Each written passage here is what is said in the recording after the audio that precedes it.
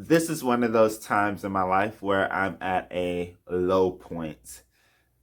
It's been raining outside for 3 straight days. I'm not doing what I'm supposed to be doing. I'm not growing in any area. My relationship with God is slowly declining. I'm not going to Him in prayer or reading the Bible often. I haven't had the motivation to do any of that. It's like I'm forcing myself to do something that should be natural.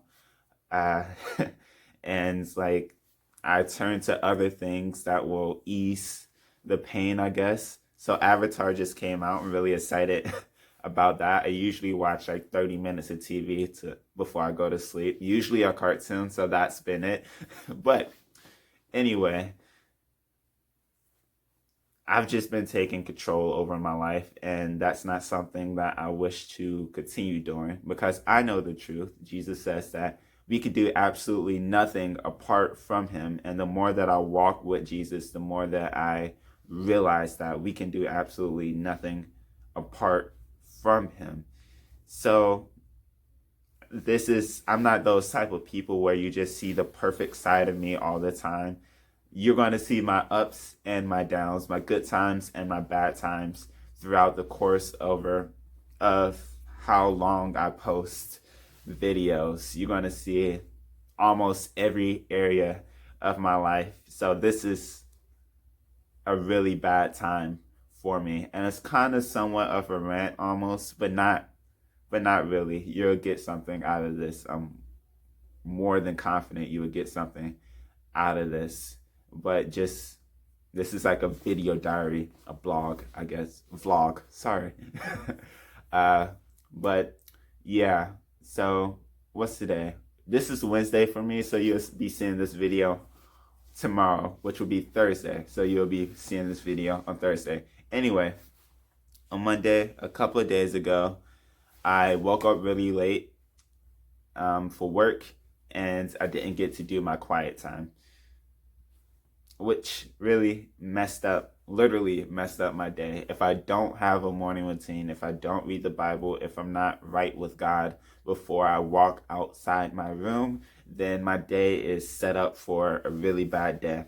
The very next day, which was yesterday for me, the same thing happened. I woke up late, didn't get to read my Bible, and I went to work and I was on a spiritual low. And the same thing happened to me today.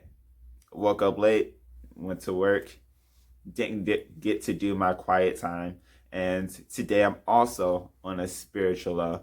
And that just says something to you about relationships. If you don't put anything into a relationship, that relationship is dead. So I didn't put in anything with my relationship with God, as in listening to Him by reading His Bible, His Word. Then the relationship between me and God is now pretty much dead. I also haven't been praying, so it's kind of like all forms of communication is cut off. So that's not really good for me. So I'm definitely on a spiritual low. But you might ask, why, Marvin? Why don't you just do the things that you was doing before so you won't be on that spiritual low? And I have to say to you, it's not that easy for me. Like, I'm really in my flesh right now. I don't want to do anything related to God, to be honest. That doesn't say anything about my heart, though. My heart still loves God, but my flesh does not want to follow God.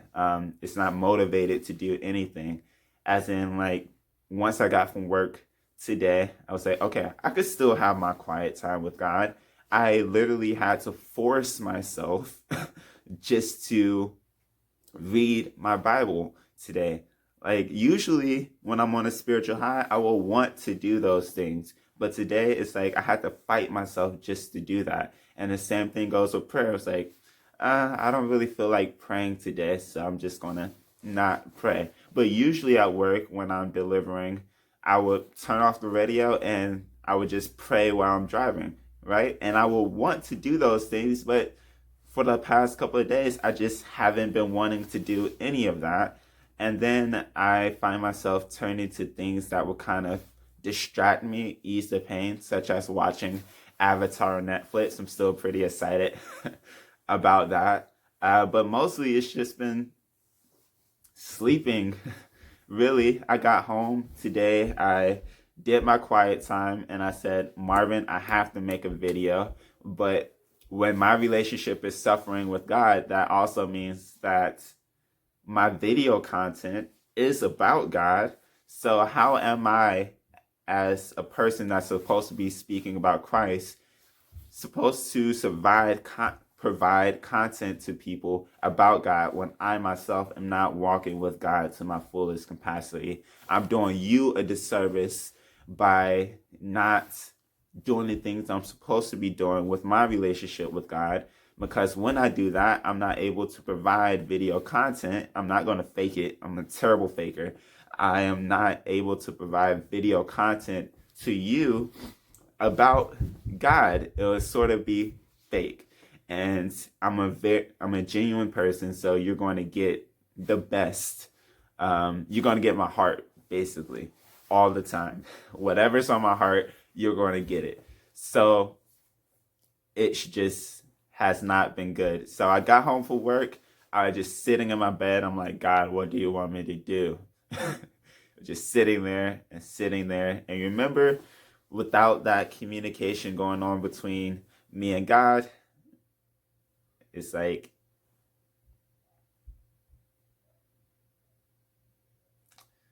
everything's put on pause almost. So I sat in bed for like 6 hours, napping in between, of course, watching YouTube, took a shower. I actually tried some new body wash today. It smelled pretty good. But that's besides the point. Like, I'm supposed to have all this figured out somewhat, at least the day of, where I'm supposed to be recording videos, or I'm supposed to be walking closely with God so that I can get an answer to my heart so that I can make videos. But just that wasn't the case today until recently, where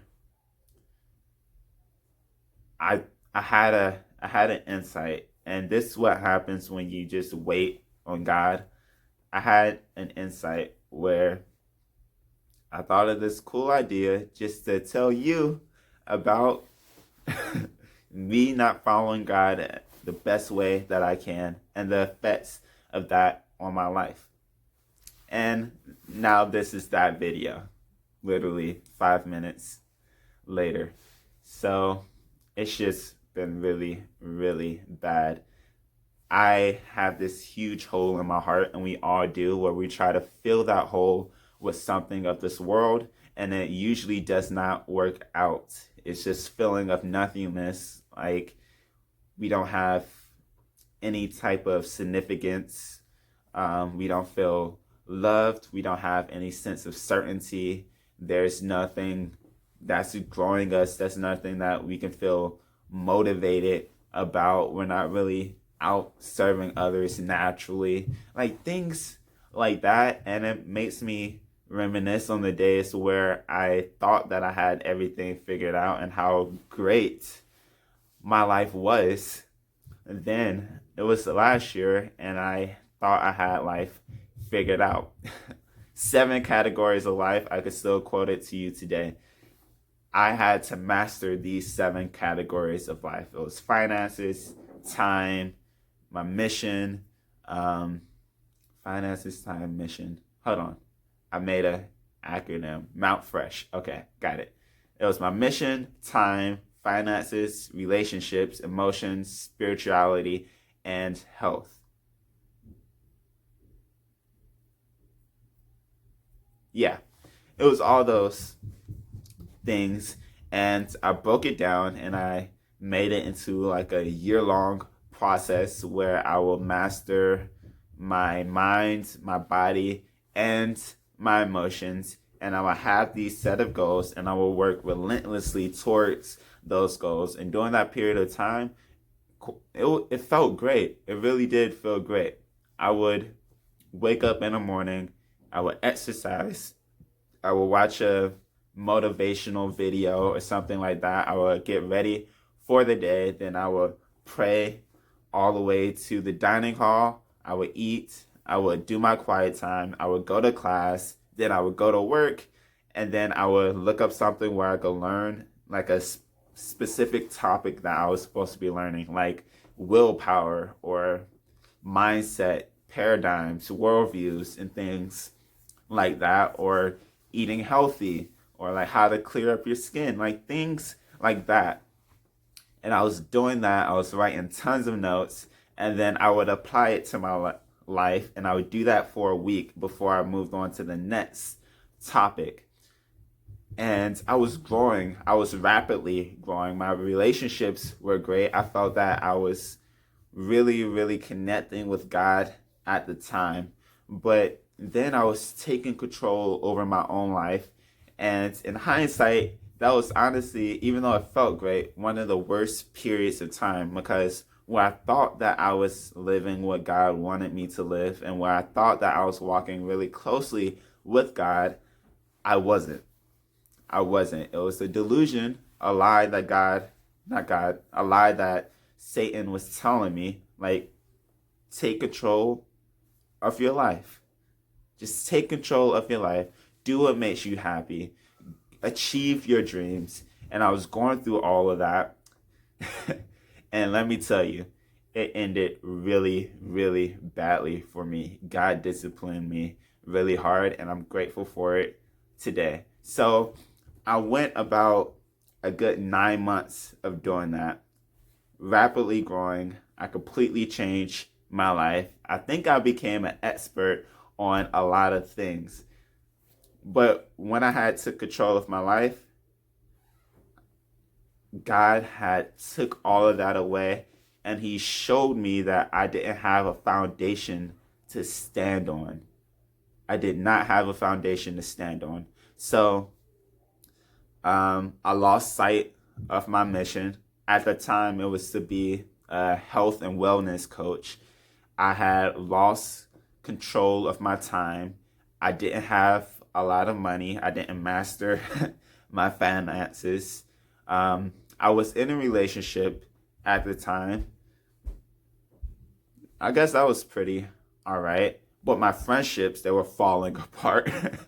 uh, I I got tonsillitis, so I was in a cranky mood because I couldn't talk. If I can't talk, my life is miserable. So my emotions were everywhere, and I was really, really sick at the time.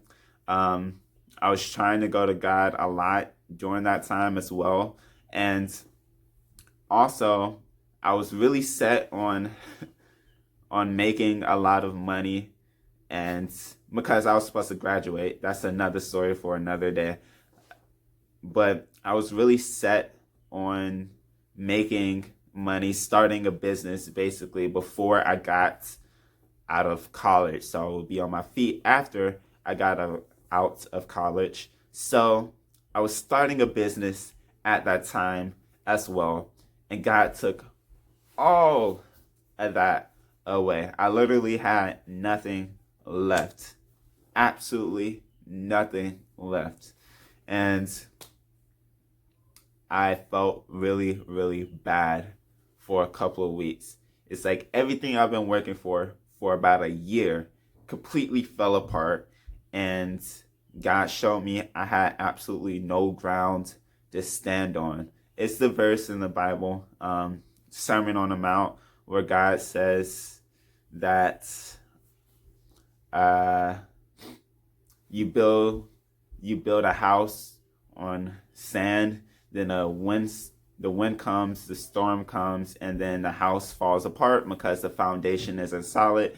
But you build your foundation on the rock, the wind blows, the storm comes, and then your house still stands because your foundation is solid. This was one of those situations where a storm, a really, really heavy storm came into my life, and my house just fell apart. My life just fell apart because I didn't have a solid foundation. So God, he got me there. And he was like, listen, Marvin, I know that you love me, but this isn't a life that you want to live. I know how this ends up for you, and it's not going to end well. How about you build your foundation on a rock? You build your foundation on the word. You build your foundation on God, me, Marvin. You do that, and I promise you, you'll live the full and abundant life, and you'll fill that void in your heart that you've been trying to fill with mission, time, finances, relationships, emotion, spirituality, and health. You'll fill that void with my spirit, God's spirit. So I felt like he was telling me that, and the people around me can tell you that that was one of the worst moments of my entire life. But I got the lesson loud and clear. And because I listened to God, I was able to build my foundation on the Lord, seek him, seek his will, and those things that I tried to fill my life with before, such as my health, for instance, taking control of my time, taking control of my relationships, I had to give all of that to God. And when I did that, that was even more amazing than when I tried to take control of my life. It's kind of like the story of this guy. He really, really, really wants to go. He wants to go skydiving, and he's been dreaming about it his entire life. It's on his bucket list. He gets all his friends to go. He's like, listen, we're about to go skydiving. They're so excited. They spend all the night before preparing. They contact the agency. They get the planes ready and everything. The next morning, they drive to the skydiving place. They get on a plane, and the guy, he's like, oh man, this is so exciting. I'm so ready to go. I had organized all of this. It's what I envisioned as a child. I'm ready to do this. And then he's about to jump out the plane, and his friends are like, yo, get your parachute. And the guy is like, no, I got this. I'm going to jump. I've been thinking about this my entire life. And then the pilot is like, dude, are you crazy? Get your parachute. You need your parachute. And the guy is like, no, I don't need a parachute because I got this. I'm in control. I got this. He jumps out of the plane. You can guess what happens to him. No, he doesn't die. Someone saves his butt. So he jumps out the plane, and then midway down, he's like, okay, it felt good to be skydiving at a moment, but I probably should have listened. I probably should have gotten my parachute. So that's how it was like for me without the word of God. I thought I could do it by myself. I can't do anything by myself. I can't do absolutely anything by myself. And that's what Jesus says. You could do absolutely nothing apart from him. So I was that guy who thought that I could go skydiving without a parachute. And thank God someone saved my life. And this particular someone is God.